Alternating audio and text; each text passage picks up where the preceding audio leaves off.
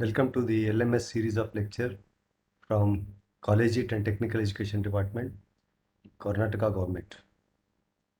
Today I am discussing about solid waste management, which is for the 6th semester civil engineering branch, having subject code 18CV 642.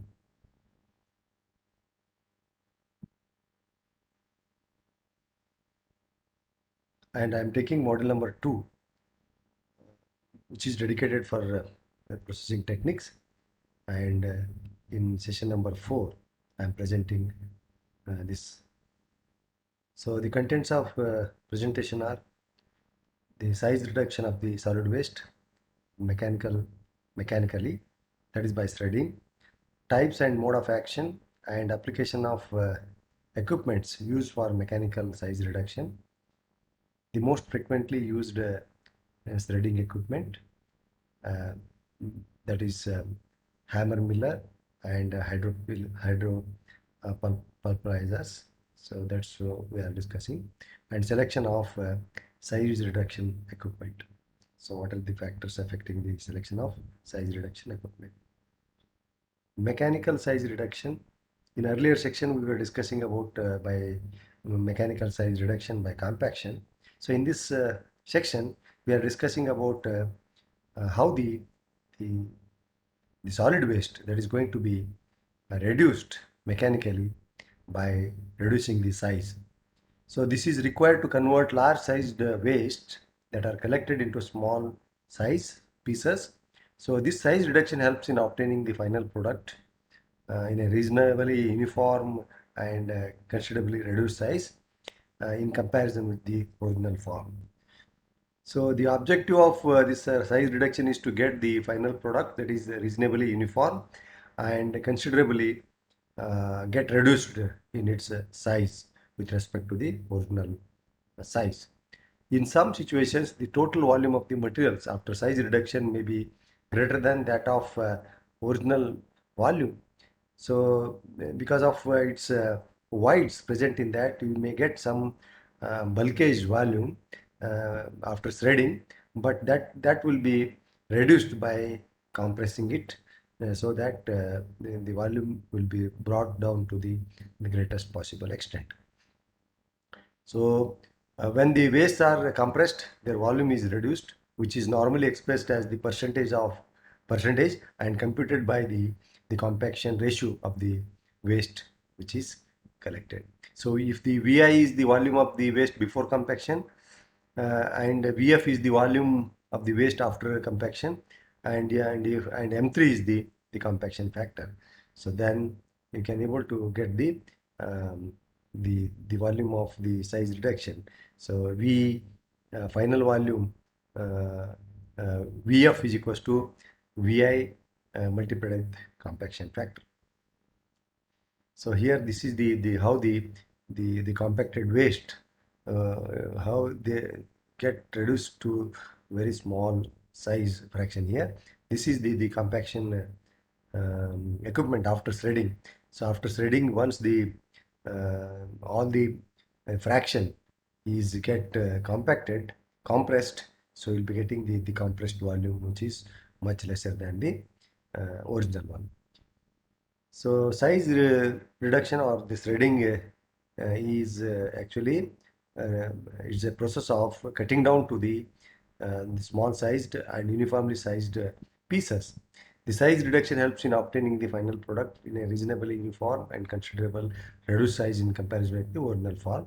The size reduction does not simply or necessarily imply the volume reduction, and this must be factored into the design and operation of the SWM system as well as an in recovery of material for reuse and conversion of the energy. In overall, the process of waste treatment and disposal, the size reduction plays an important role, and it is going to be implemented ahead of the other process. So landfilling to provide a more homogeneous the product, the uniform size product. So this may require less cover material and less frequent the covering than that of without threading. If the sizes of the original waste is of the haphazard, in that case your volume will be more, and it's very difficult to cover that waste when it is secured. So where the cover material is scarce and need to be brought to the landfill site from the borrow place. In that case, so you must go for shredding and reducing it to the smaller size and then compressing it and securing into the landfill. Recovering materials from the waste stream for recycling. Baling up the waste is a process sometimes used ahead of uh, the long conveyance, making the waste for a better fuel for the incineration unit. So in that case also it will be get shredded and reduced to the smaller size like cake or the small the compacted material that will be taken for the incineration process. Um, and also sometimes it will be helpful in reducing the surface area by cutting that the moisture content can be reduced after drying. What are the different these size reducing equipments? So the types of equipment that can be used for reducing the size of the waste include the small grinders, chippers, big grinders, and jaw crushers, hammer mills, and shredders, etc. The types, mode of action, and application of equipment used for mechanical size reduction are small grinder grinding, mashing, organic residential solid waste can be used. Chipper or cutting machine you will be used to chip off and cut the cardboard or the tree trimming waste or the paper or plastic. So you are going to use this type of instrument equipment. So large grinding or the large grinder or the grinding machine. So whenever you get the material brittle materials, so in that case the mostly this type of large grinders are going to be used. Jaw crushers are used for crushing and breaking large solid particles, and RSP mills, shredding and tearing moistened solid waste, most commonly used in the municipal solid waste. The cutters, clippers, shredding and tearing up the solid waste. So all the above mentioned equipments are um, usually used. Hammer mill breaking, tearing, cutting. Hammer mill will be used to break and tear off the solid waste. It will be used. All type of municipal waste, most commonly equipped for reducing size and homogenizing their sizes. The most frequently used shredding equipment are the hammer mill. So this type of mills which are used for the commercial operations for reducing the size of the waste. Hammer mill is an impact device consisting of number of hammers fastened flexibly to an inner disc which rotates at a higher speed. By that it will be compacting and by creating impaction, so it will going to compact the materials. The solid waste as they enter the mill, they hit by the sufficient force which crushes or tear off uh, these solid waste with a velocity so that they adhere to the hammer. The wastes are further reduced in size by being struck between the breaker plates and cutting bars fixed around the periphery of the inner chamber. So whenever they stick to the hammer again, so they will going to be braked by the breaker plates which are actually alongside of the periphery of the inner chamber, they will be mounted.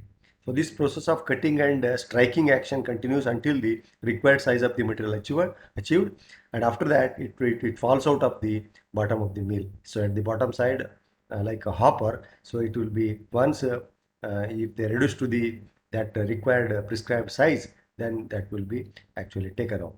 So this is the typical hammer mill shredder.